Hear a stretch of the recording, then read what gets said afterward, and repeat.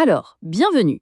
Aujourd'hui, on s'attaque à un monument, un classique intemporel de Jules Verne.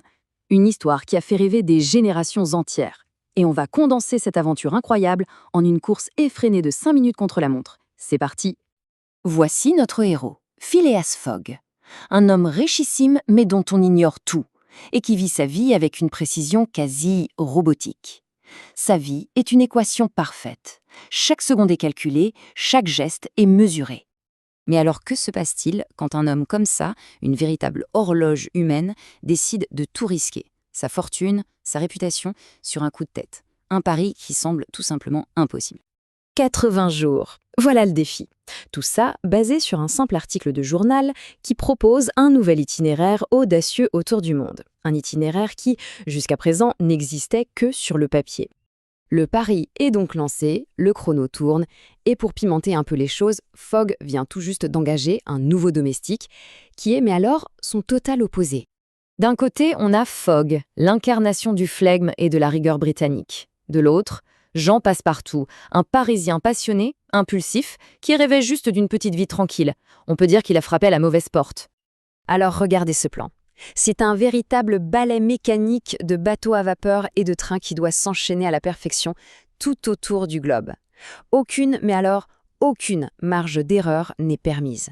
Chaque correspondance doit être impeccable. Avec une fortune de 20 000 livres en jeu, Fogg part sur le champ. Sauf que son plan si parfait va voler en éclats presque immédiatement en pleine jungle indienne. Et voilà le truc. Là où la modernité, le train, symbole du progrès, échoue, Fogg ne panique pas. Il se tourne vers une solution bien plus ancienne. Il sort son carnet de chèques et hop, il achète un éléphant pour une somme astronomique, transformant un obstacle majeur en une nouvelle aventure.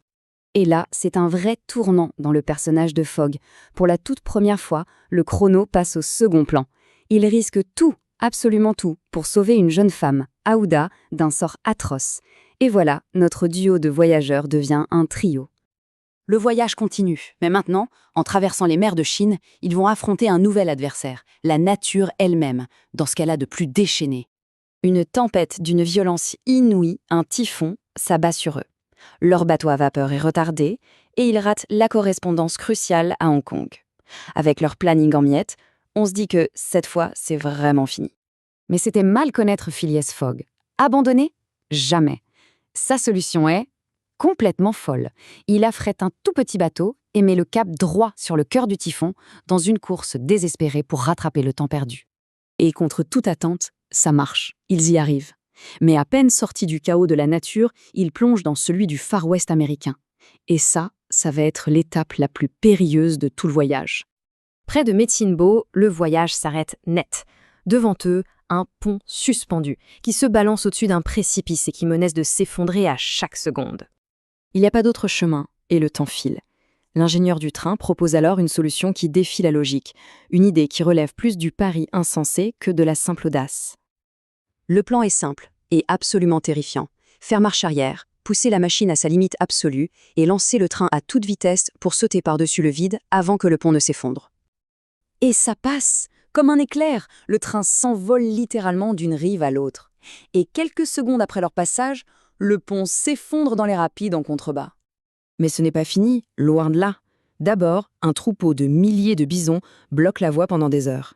Ensuite, une attaque de Sioux hyper violente. Et dans la bataille, Passepartout se fait capturer, ce qui force Fogg, encore une fois, à tout arrêter pour aller sauver son ami. Ils arrivent enfin à New York, avec quelques minutes d'avance. C'est un miracle. Mais leur soulagement est de courte durée. Le bateau pour Liverpool vient de partir. Là, c'est le coup de grâce. On se dit que c'est vraiment la fin. Mais la réaction de Fogg est la plus extrême de toutes. Il trouve un cargo, soudoie l'équipage, prend le contrôle du navire et, clou du spectacle, quand le charbon vient à manquer, il rachète le bateau au capitaine pour le démanteler et s'en servir de combustible. Ils arrivent à Liverpool. Juste assez de temps pour filer à Londres et gagner le pari.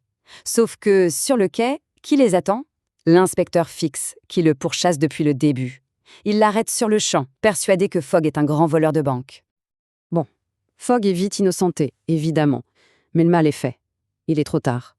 Il rentre à Londres, ruiné, battu, et avec 5 minutes de retard sur son délai. Du moins, c'est ce qu'il croit. Dans sa tête, on est le samedi 21 décembre. Le pari est perdu. Pendant ce temps, au Reform Club, ses adversaires savourent déjà leur victoire en regardant les dernières secondes s'écouler. Mais soudain, Passepartout a un éclair de génie. En voyageant toujours vers l'Est, en allant à la rencontre du soleil, ils ont gagné un jour entier. Il n'est pas trop tard.